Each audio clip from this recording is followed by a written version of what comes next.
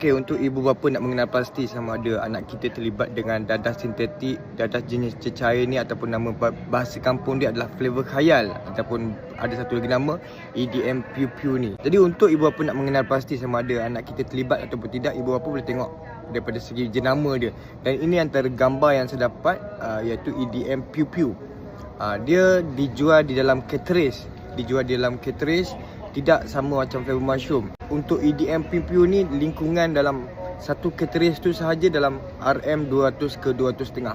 Mungkin ada di sesetengah tempat yang jual dalam botol. Kedua-duanya flavor dadah. EDM Pew Pew dan flavor mushroom ni adalah dadah yang berbahaya, dan flavor mushroom dalam harga 100 ke 100.5. Jadi EDM Pew Pew ni lebih mahal dan kesan dia lebih dahsyat daripada flavor mushroom. Jadi untuk kerajaan tolong ambil tindakan. Lagi-lagi sekarang dengan penjualan vape yang tidak terkawal dan penjualan dadah khayal ni, kita mungkin susah nak mengenal pasti sama ada seseorang itu terlibat dengan dadah ataupun tidak. Sebab sekarang ni dah makin mudah, semakin mencabar.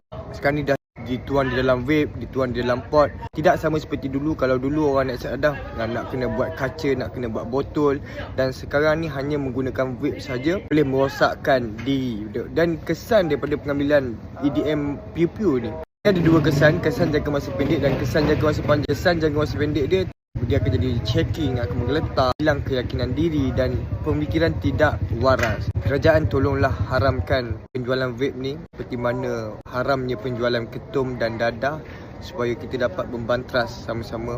Kalau sesiapa yang ada info berkenaan dengan EDM Pew Pew ni boleh sharekan di ruangan komen supaya kita dapat memberitahu kepada ibu bapa, dan ibu bapa boleh berwaspada dan ataupun ibu bapa boleh berhati-hati ambil tahu tentang anak-anak kita. InsyaAllah semoga bermanfaat.